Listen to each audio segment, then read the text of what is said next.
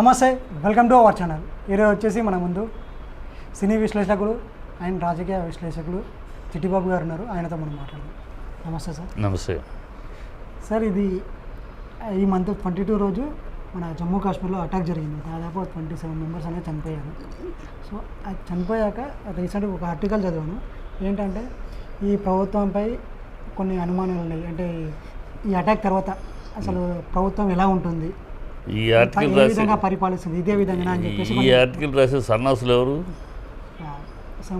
Article BBG ఎవడు రాసిన సన్నాసు?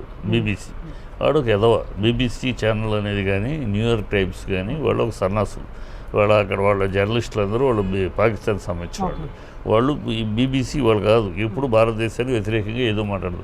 అక్కడ జరిగే అకృత్యాలని షూటౌట్లని మాట్లాడదు. ఇక్కడ ఏదో ఒకటి జరిగితే పెద్దగా దాని లక్షణం అది ఆ బాబత్. అది ఆడెవడో సన్నాసి మాట్లాడే మాటలు కాదు. జరిగిందని ప్రపంచమంతా మోదీకి సమర్థింపుగా మోదీ ఏం చేసినా మేము అండగా ఉంటామని ప్రపంచం దేశంలోనే కాదు ప్రపంచం మొత్తం అండగా నిలిస్తే ఆడవాడు గన్నాయి గాడు బీబీసీ గాడు. ఆడు బీబీసీ అనేది అబద్ధాల పుట్టది. వాడు అదే దరిద్రులకు పడతాడు. వాడిని గురించి అసలు వాడు మాట్లాడిన దాని మీద కూడా మనం చర్చించడం అనవసరం. వేస్ట్ మెటీరియల్, వేస్ట్ వేరు జరిగింది విషయం. సార్, ఇప్పుడు బీజేపీ ప్రభుత్వం వచ్చినప్పటి నుంచి 370 ఆర్టికల్ అనేది రద్దు చేస్తేనే కూల్గా ఉంది అని చెప్పేసి మాట్లాడారు. అవును, బట్ చూస్తే 2 times అటాక్ జరిగింది. 2017 ఇప్పుడు జరిగిన 2 times. గతంలో చూసుకోండి, గతంలో 40 ఏళ్ళకి 370 ఆర్టికల్ ఎన్ని మర్డర్స్ జరిగినాయి, ఎన్ని బాంబుల దాడులు జరిగినాయి, ఎన్ని రాళ్ళు స్టోన్ పెల్టింగ్లు జరిగినాయి, ఎంత అరాచకం జరిగింది అక్కడ ఇన్ని సంవత్సరాల్లో. ఇప్పుడు ఈ 370 ఆర్టికల్ ఉద్దేశం నార్మలైజేషన్ వచ్చి కాలేజీలు ఐటీ కంపెనీలు ఓపెన్ అయ్యి ఎలక్షన్స్ జరిగి ఒక ప్రశాంత వాతావరణం ఏర్పడుతుంది. ఉద్యోగాలు ఏర్పడుతుంది. ఇది జరుగుతూ ఉంటే ఒకటి రెండు జరుగుతా. వాళ్ళు టెర్రరిస్టులు, వాళ్ళకి పాకిస్తాన్ అనే ఒక దౌర్భాగ్యపు దేశం, అది ఒక నీచ నికృష్ట భ్రష్ట దేశం, అది ఒక రోగ్ కంట్రీ, అది ఒక టెర్రరిస్ట్ ఫ్యాక్టరీ కంట్రీ, అది సిగ్గు శరం లేని దేశం. అది అడుక్కు తింటుంది దేశంలో. ప్రపంచం చుట్టూ బిచ్చమెత్తుకుంటుంది. అది అయినా ఆ దేశానికి సిగ్గు లేదు, సిగ్గు జ్ఞానం లేదు. వాళ్ళ ప్రజల ఆర్థిక పరిస్థితి, వాళ్ళ భవిష్యత్తును ఆలోచించకుండా ఎంతసేపు భారతదేశం మీద విషం కక్కుతూ ఇలా చిల్లర పనులు చేస్తూ ఉంటుంది. అది అడుక్కు తినే దేశం. అది ఆ దేశం వీళ్ళు చేస్తూ ఉంటుంది. దానికి వేరే పని లేదు. వాళ్ళు ఎందుకంటే అక్కడ వాళ్ళు ఎదగరు అసలు. వాళ్ళకేంటి వాళ్ళు వేరే బతుకులేదు. బీజేపీ కాంగ్రెస్ భారతదేశం మీద విషం చెమ్మటమే వాళ్ళ రాజకీయం. ఇంకేమి వాడు మిలిటరీ రాజ్యం రాని ప్రజాప్రభుత్వం రాని ఏమి రాని వాళ్ళు ఎంతసేపు కాశ్మీర్ ఇండియా అని చెప్పి బతికేస్తూ ఉంటారు. వీటి మీద బతికేస్తే వాళ్ళ ప్రజల గురించి అడుక్కు తింటున్నారు. అక్కడ 140 రూపాయలు ఇది ఒక బ్రెడ్ ముక్క 80 రూపాయలు, పాలు లీటర్ 140 రూపాయలు. ఏం బతుకుతున్నారు అంటే సిగ్గు సెరలేని అడుక్కు తినే దేశం. అది అడుక్కు తినే పాలకులు సిగ్గు సెరలేని వాళ్ళు. నిన్న కూడా చెప్తున్నాడు వాళ్ళ ఫారిన్ మినిస్టర్, మేము 30 ఏళ్ళుగా ఈ దౌర్భాగ్యం చేస్తున్నాం, లండన్ కోసమును అమెరికా వాళ్ళ కోసం ఈ దౌర్భాగ్యం మేము చేస్తున్నాం. సిగ్గు సెరలేదు ఆ మాట అంటానికి కూడా వాడు ఒప్పుకుంటున్నాడు. మేము ఈ దౌర్భాగ్యం చేస్తున్నామని. అది అంతే నీచమైన ప్రభుత్వం. అది ఆ ప్రభుత్వం చేసి దానికి ముగింపు రాబోతుంది. ప్రపంచ పటంలో పాకిస్తాన్ అనేది లేకుండా అది భూస్థాపితం అయిపోయే రోజు దగ్గరలో ఉంది. దానికి అలాంటి శిక్ష తప్పదు. ఒక దౌర్భాగ్యం. ఇక్కడ ఉన్న వాళ్ళలో కూడా మన దేశంలో అక్కడ శత్రువులు కన్నా పాకిస్తాన్ శత్రువులు మన దేశంలో ఉన్న శత్రువులు ఎక్కువ. వాళ్ళ వల్ల అసలు ఇలాంటి దౌర్భాగ్యాలు జరుగుతున్నాయి. మోడీ వచ్చినా కంట్రోల్ అయింది. ఈ దరిద్రంలో మమతా బెనర్జీ ఉంది. మమతా బెనర్జీ సిగ్గు సరలేని ఓట్ల బ్యాంక్ కోసం మమతా బెనర్జీ చేసిన దౌర్భాగ్యం ఏంటి? బంగ్లాదేశ్ నుంచి వలసదారులు వాళ్ళు దొడ్డిదారుల బార్డర్ మార్చుకుని వెస్ట్ బెంగాల్కి వస్తే వాళ్ళని తరిమేయకుండా వాళ్ళకి ఆధార్ కార్డులు, వాళ్ళకి రేషన్ కార్డులు, వాళ్ళ ఓటర్ ఐడీలు ఇచ్చి ఓట్ బ్యాంక్ పాలిటిక్స్ చేస్తూ ఈ మమతా బెనర్జీ లాంటి వాళ్ళు, ఈ దౌర్భాగ్యులు, ఈ కాంగ్రెస్ వాళ్ళు, ఈ కమ్యూనిస్టులు, ఈ అఖిలేష్ యాదవ్ లాంటి దౌర్భాగ్యులు దేశం పుట్టిన చెత్త పుట్టుకలు వీళ్ళు పుచ్చంకాయలు ఈ దేశంలో పుట్టి భరతమాత కడుపులు పుట్టిన పుచ్చంకాయలు వీళ్ళ వల్ల వాళ్ళు బంగ్లాదేశ్ నుంచి ఇక్కడికి వచ్చి నేషనల్ భారతీయ పౌరుడిగా కార్డులు పొంది వెళ్తున్నారు, టెర్రరిజం చేస్తున్నారు. వాళ్ళు అసలు కార్డు పొందకపోతే ఇక్కడ వాళ్ళు ఎక్కడ తిరగలేరు సెక్యూరిటీ ముందు. వాడు ఎప్పుడైతే వాడి దగ్గర ఆధార్ కార్డు ఉంటుందో ఆటోమేటిక్గా ఏ సెక్యూరిటీ అయినా మన భారతీయుడు వదిలేస్తారు కదా. ఆధార్ కార్డు ఉన్నప్పుడు వాడు ముస్లిం అయినా, క్రిస్టియన్ అయినా, హిందూ అయినా అది పొందుతున్నారు. అది పొందడానికి సహకరిస్తున్నది ఎవరు? ఈ అపోజిషన్ పార్టీలు. ఈ ఓటు బ్యాంకు కోసం పాలిస్తున్న కాంగ్రెస్, కమ్యూనిస్టు, మమతా బెనర్జీలు, వెంకటేశ్వరు, ఈ సన్నాసి బ్యాచ్. ఈ బ్యాచ్ ముందు ఈ శత్రువులు ముందు అణచాలి. నిన్న వాడు అంటాడు వాద్రా, దాని మూడు సోనియా గాంధీ అల్లుడు, వాడు అంటాడు హిందువులు ఎక్కువైపోయారు అందువల్ల అక్కడ ముస్లిమ్స్ ఏమైనా బుద్ధి జన కడుపుకు అన్నం తిన్నా వాడు ముందు బొక్కలు అయ్యారు. ఈ బుద్ధి కడుపుకు అన్నం తింటున్నారు. వీడు ఒక మనిషికి పుట్టారు, శరీరం పుట్టుకైనా వీళ్ళది, ఈ గడ్డ మీద పుట్టింది బతికే హక్కు ఉందా వీళ్ళకి? సిగ్గు సరిలేని మాటలు మాట్లాడతారా? వాడు జరిగింది ముస్లిం మతాన్ని అడిగి మరీ చంపారు వాళ్ళు. దాన్ని ఖండించడం చేత కాదు, ఖండించాలి, తప్పు ఇది అని ఖండించడం కాకుండా దానికి వేరే జస్టిఫై చేయడానికి లాజిక్లు మాట్లాడతారు. బుద్ధి లేదు. ఇక్కడ ఒకటి నిజంగా ఆ టెర్రరిస్టులు ఎవరైనా సరే మతాన్ని, కులాన్ని చూసి చంపుతారంటారా సార్? ఖచ్చితంగా వాళ్ళు అంతే. పాకిస్తాన్ ఎప్పుడు జరగలేదు కదా, ఎప్పుడు జరగలేదు. పాకిస్తాన్ టెర్రరిస్ట్ ఎప్పుడు బార్డర్లో జరుగుతూ ఉండదు, బార్డర్లో కంట్రోల్ చేశారు, ఎప్పుడూ ఛాన్స్ లేదు. ఇప్పుడు ఇలా దొడ్డిదారున భారతీయ పౌరులనే రూపం ఎక్కుతుకుని ఈ టెర్రరిస్ట్ వాళ్ళు ఎప్పుడు చేస్తూ ఉంటారు. ఇప్పుడు కూడా కొత్త ఏం కాదు. పాకిస్తాన్ 30 ఏళ్ళుగా 40 ఏళ్ళుగా చేస్తానని మనకు అరికడతానే ఉన్నాం. సర్జికల్ స్ట్రైక్స్ ఎందుకు చేసాం, అలా చేస్తా ఉన్నాం, జరుగుతుంది. పాకిస్తాన్ అంతే. అది నీచ నికృష్ట భ్రష్ట దేశం, అది అడుక్కు తినే దేశం, అది రోగ్గు దేశం, అది టెర్రరిస్ట్ ఫ్యాక్టరీ దేశం, అది ఎందుకు పనికిరాని పావల నెత్తి మీద పావల పెడితే 10 పైసలు కూడా పనికిరాని దేశం, ఆ దేశం నీచపు లక్షణాలు అలాగే ఉంటాయి. దాన్ని ఖండించాల్సింది పోయి మన మూకముడిగా ఖండించాల్సింది పోయి దాన్ని సమర్థిస్తే వాదరాలు అంటోళ్ళు. ఈ అమ్మాయి అందుకే రాజశేఖర రెడ్డి గారి కూతురు అందరూ ముస్లిమ్స్ కాదు, ఈ పిచ్చివాగుడు అందరూ ముస్లిమ్స్ కాదు, చంపినోడు ముస్లిం, చచ్చినోడు హిందువులు, వాడు ముస్లిమే.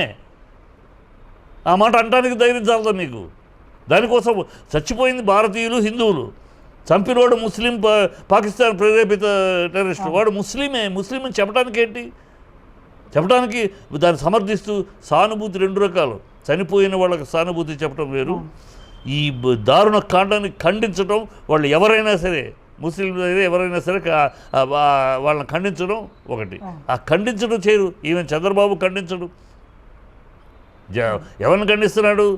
జరగడం అన్యాయం అది ఇది ఈ పై మాటలు తప్పితే ఆ ముష్కర్లు, ఆ ముస్లిమ్స్ మతం అడిగి చంపారు, ఇది కరెక్ట్ అని ఆ మాట మీద స్పందించారు. అది మళ్ళీ ఓటు బ్యాంకులు. ఈ చిల్లర రాజకీయాలు మన శత్రువులు, ఇంటర్నల్ శత్రువుల ముందు జయించాలి. మోడీ గారిని కోరుకునేం అసలు ఈ బయట శత్రువుల కన్నా ఇంటర్నల్ శత్రువులు, మన దేశంలోనే మన రాజకీయ ఓట్ల బ్యాంక్ కోసం ఉన్న శత్రువుల్ని ముందు అధిగమించాలి. వీళ్ళని ఒక్కొక్కరిని లోపలేయాలి, ఈ వాగుడు వాగేవాళ్ళందరినీ. ఇంత జరిగితే 26 మంది చనిపోతే ఇప్పటికీ ఎవరినో తీసుకొచ్చి ఎవరో ముస్లిం డ్రైవరు కాపాడాడని జస్టిఫై చేయడానికి. ముస్లిం వాడు కాశ్మీర్, వాడు పాకిస్తానీయుడు కాదు, అక్కడ ఉన్న పనిచేసి బతుకుతున్నాడు వాడు ఈ భారతీయుడు. ఈ భారతీయులు గురించి కాదు కదా, ఈ పాకిస్తాన్ నుంచి దొడ్డిదారుని వచ్చి మన మీద ఆధారం చేస్తారు. పాకిస్తాన్ ప్రేరేపిత ముస్లిమ్స్ అని ఎందుకు చెప్పరు? ఎందుకన్నారు? పాకిస్తాన్ ప్రేరేపిత ముస్లిమ్స్ అంటానికి కూడా ముస్లిం అనే పదం వాడటానికి ఎందుకు వెనకాడతారు? చేసింది ముస్లిం, సాక్ష్యం కనపడవాడు, మతం అడిగి మరి చంపుతున్నాడు. ఇంకా అది ఓపెన్గా మాట్లాడటానికి ఏంటి? అది దౌర్భాగ్యపు రాజకీయాలు మన దేశంలో. ఈ చిల్లర రాజకీయాలు పోవాలి. దేశం ముందు, దేశం తర్వాత ఏమైనా. నువ్వు మన సరిహద్దు దాటి వెళ్తే నువ్వు ఏ మతం అని, ఏ కులం అని అడగరు. First where are you from, ఏ దేశం అని అడుగుతారు. ఈ బుద్ధి జ్ఞానం ఉండాలి ఈ కాంగ్రెస్ వాళ్ళకిను, ఈ మమతా బెనర్జీలకిను, ఈ కమ్యూనిస్టులకిను, ఈ వాద్రా లాంటి సన్నాసులకి వాగే మాటలకి బుద్ధి ఉండాలి. ఇవాళ ఏదో ఆల్ పార్టీ మీటింగ్లో మేము ఇవాళ అనే లాభం గిల్లి జోలపాటు అంటే ఈ కాంగ్రెస్ అదే.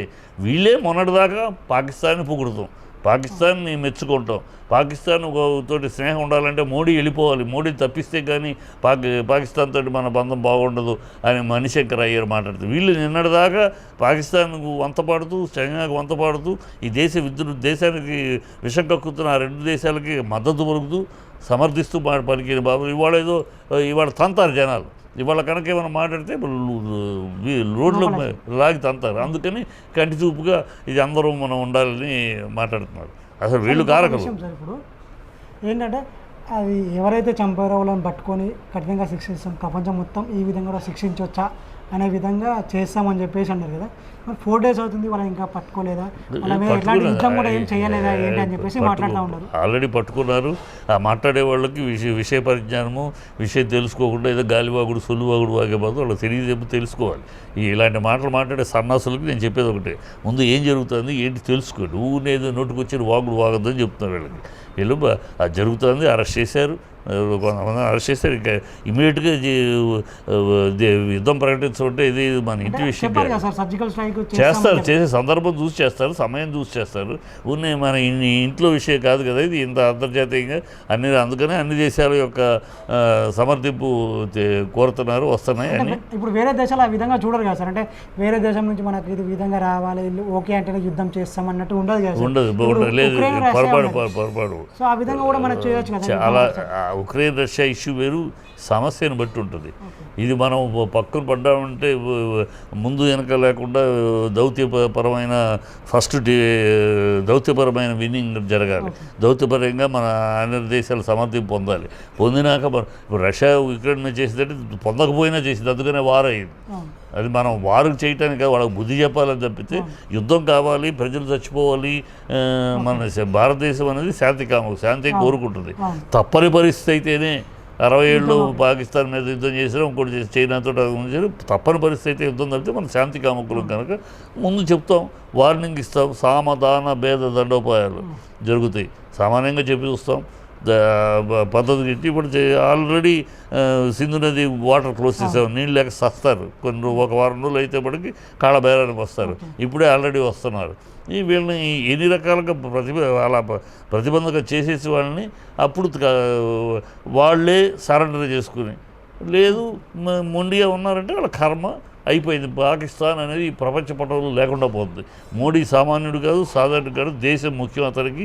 ఈ కాంగ్రెస్ వాళ్ళగా కమ్యూనిస్టులుగా దేశం కన్నా మా పార్టీలు ఇతర సోనియా గాంధీ కులాలు వీళ్ళు కాంగ్రెస్ వాళ్ళకి సోనియా గాంధీ రాహుల్ గాంధీ చెప్తే ఇంకేం అవసరంలా. రాహుల్ ఇవాళ ఉన్నాడు రేవంత్ రెడ్డి, మాట్లాడే ఎందుకు మాట్లాడు? ఓవైసీ సన్నాసి, బుద్ధి లేదు, ఎదవా.